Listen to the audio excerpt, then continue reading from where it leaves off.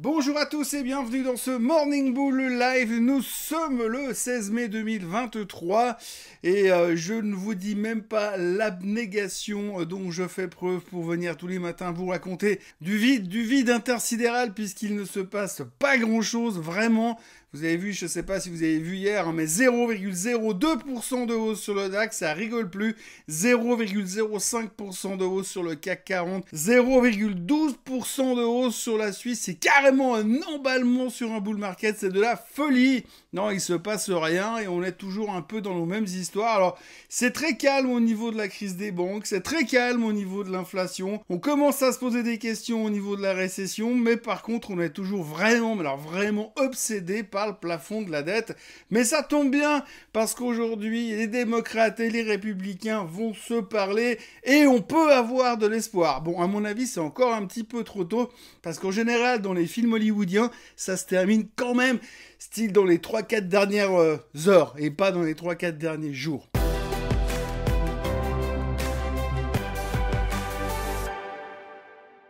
Donc oui, vous l'aurez compris, on repart sur les mêmes thèmes. Alors attaquons directement avec le plafond de la dette. La bonne nouvelle du moment, c'est que Madame Yellen a parlé hier et que selon ses sources, il semblerait que ça avance bien. Ils ont quand même trouvé des points sur lesquels ils sont d'accord de faire des efforts. C'est une bonne nouvelle. On peut espérer potentiellement que Monsieur Biden va débarquer tout à l'heure à la télé en disant « On l'a fait !»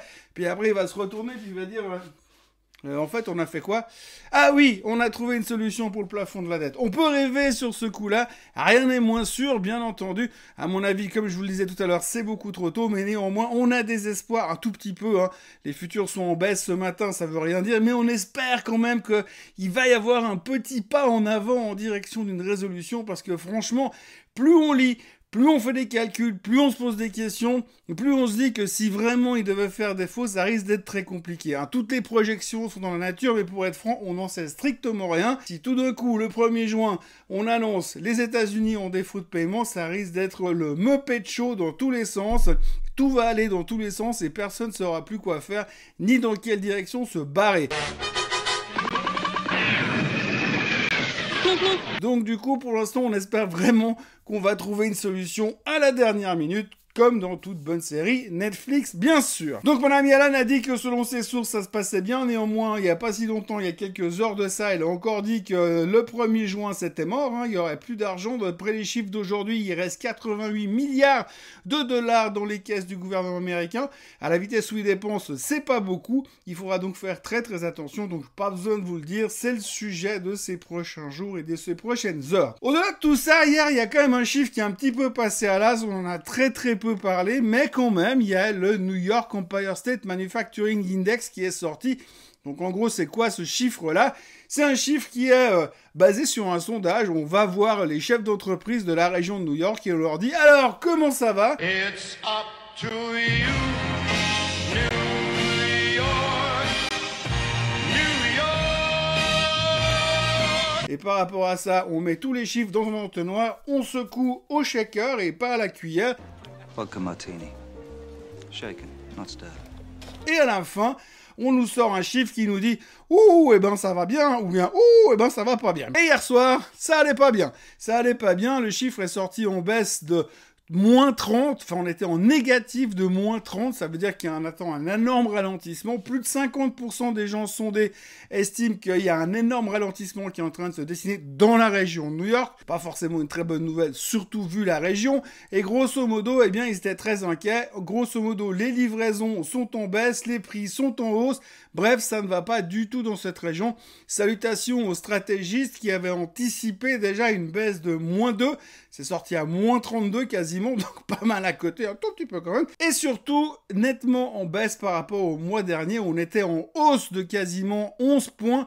Donc gros ralentissement économique dans la région de New York. Et ça a de quoi nous inquiéter parce que ça veut dire que le soft landing, comme on peut le rêver dans nos rêves les plus fous en ce moment, eh bien c'est mal barré dans l'immédiat. En tous les cas, c'est un indice comme quoi ça va se compliquer et qu'une fois qu'on aura réglé le problème du plafond de la dette, une fois qu'on aura réglé le problème du fait que la Fed ne montera pas les taux en juin, une fois qu'on aura réglé les chiffres du PCE et les chiffres de l'emploi, on pourra peut-être se poser la question si peut-être il n'y a pas une récession qui pourrait se pointer à l'horizon un tout petit peu plus vite que prévu. Donc pendant qu'on se préoccupe du plafond de la dette et qu'on commence à ébaucher le scénario d'une éventuelle récession, je vous suggère de regarder et de surveiller dorénavant ces prochains temps ce chart. C'est le chart du copper. Alors le copper, le cuivre, on l'appelle le Dr Copper parce qu'en général c'est un indicateur économique avancé.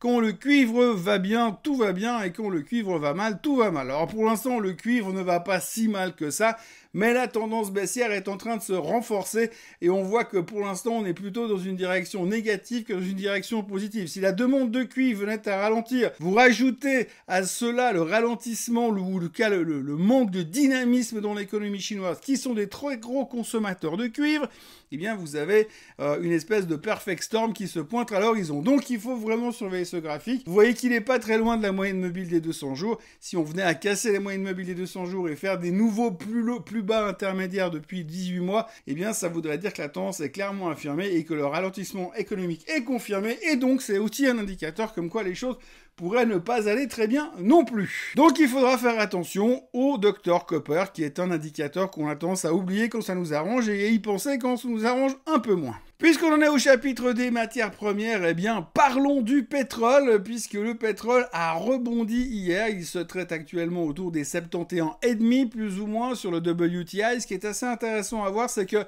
depuis quelques jours, les vendeurs sur le pétrole justifiaient leur envie de vendre par l'explication du fait que la récession arrive et qu'on a peur de suite du processus économique. On sait bien que le pétrole est un indicateur de récession ou de croissance économique. Quand le pétrole descend, ça veut dire que l'économie va pas bien. Là, en l'occurrence, on anticipe, on vend déjà le pétrole en se disant « Ouh, si ça va pas bien, forcément le pétrole va baisser encore plus ». Donc c'est négatif. Donc les vendeurs justifiaient leur vente la semaine dernière à cause des craintes de récession. Et on a appris hier que finalement le gouvernement américain est en train de remplir à nouveau ses réserves stratégiques. Souvenez-vous, il y a quelques mois, ils avaient balancé des barils pour maintenir le pétrole à des niveaux corrects. Et résultat, maintenant, ils viennent les racheter. Je me rappelle plus à quel prix c'était, mais plus ou moins, ils font quand même un bénéfice cette fois. J'espère simplement pour leurs vendeurs, là où ils vont se fournir en pétrole, j'espère simplement qu'ils vont payer cash. Parce que s'ils payent à crédit, puis ils leur disent « Ah, on vous paye dans 3 mois !» Dans 3 mois, ils seront en faillite. Donc ça risque d'être un petit peu plus délicat pour les vendeurs de pétrole. Mais néanmoins, le baril remonte parce que les États-Unis sont en train de remplir leurs réserves stratégiques à l'instant où je vous parle. Et puis on va terminer avec quelques petites nouvelles sympathiques. Eh bien, hier, on apprenait que aux États-Unis, le niveau de la dette était au plus haut de tous les temps. Alors je parle pas de la dette du gouvernement, je parle de la dette des privés. On est à 17 000 milliards de dollars d'endettement, ça n'était jamais arrivé pour l'instant. Alors je dois rappeler que depuis que je fais ce métier, on dit tout le temps « Ouh, l'endettement américain, c'est dangereux ». Bon, à l'époque, on parlait de 1000 milliards, alors on a 17 000 milliards, et on dit « Ouh, l'endettement américain, c'est dangereux ». Et malgré tout ça, malgré le fait que les hypothèques sont en baisse, eh bien l'endettement continue de monter. Alors on n'a pas le taux moyen, mais ça veut dire que c'est quand même un tout petit peu compliqué parce que les gens sont obligés de s'endetter pour vivre. C'est pas forcément un signe de bonne santé économique dans l'immédiat et ça nous rassure pas non plus pour l'avenir. Donc à retenir ce petit chiffre intéressant. Autre chose qu'il faut retenir, la Commission européenne a autorisé le rachat d'Activision par Microsoft. Donc ça va enfin dans la bonne direction pour Microsoft. Encore une bonne nouvelle pour la société de Bill Gates, enfin fondé par Bill Gates, et puis on terminera avec le chiffre de la journée. Alors il y a un indice aux États-Unis qui s'appelle le Russell 2000. À l'intérieur de cet indice, il y a 2000 sociétés comme son nom l'indique, et ces 2000 sociétés sont considérées comme des petites capitalisations. Alors bien évidemment, ça n'est pas des Microsoft, bien évidemment, ça ne sont pas des Amazon, c'est des petites capitalisations, des small caps comme on les appelle. Eh bien, on a appris ces derniers jours qu'en fait Apple, juste Apple, aujourd'hui, était plus grosse que toutes les sociétés du Russell 2000. Donc, c'est-à-dire que la capitalisation boursière d'Apple est supérieure à la totalité des 2000 small caps les plus importantes aux États-Unis. On voit bien qu'il y a comme un équilibre. En gros, une boîte qui vous vend des smartphones pour aller jouer sur Candy Crush, eh bien, sont devenus plus gros que 2000 sociétés en développement aux États-Unis. C'est énorme. Donc voilà, pour l'instant, les futurs sont légèrement en baisse. Aujourd'hui, on aura l'emploi en Europe, on aura le PIB en Europe, et puis aux États-Unis, on aura les ventes de détail, chiffre qui sera très important puisque ça nous donnera encore une fois un sentiment de comment le consommateur se comporte dans cette situation un peu compliquée que nous vivons et au milieu de ce doute énorme. Pour l'instant, le marché, lui, il est toujours en doute. À mon avis, pour l'instant, il n'y a pas d'urgence de faire des grandes manœuvres tant qu'on ne sort pas de ce range sur le S&P 500. Évidemment, après, on peut faire du stock picking, mais sur l'indice aux États-Unis, en tous les cas, tant qu'on ne sort pas de ce range, ça va être compliqué d'avoir une direction un peu plus claire. Mais que l'on se rassure, monsieur Tudor Jones, le célèbre hedge fund manager, a déclaré hier que dès qu'on arriverait à sortir, on sortirait par le haut et ensuite, il n'y aura plus qu'à laisser monter le marché jusqu'à la fin de l'année. Donc, globalement, tout se passe bien. Enfin, ça a l'air. Voilà, en tous les cas, moi je vous remercie d'avoir été avec moi ce matin. N'oubliez pas de liker cette vidéo. N'oubliez surtout pas de vous abonner à la chaîne Swissquote en français.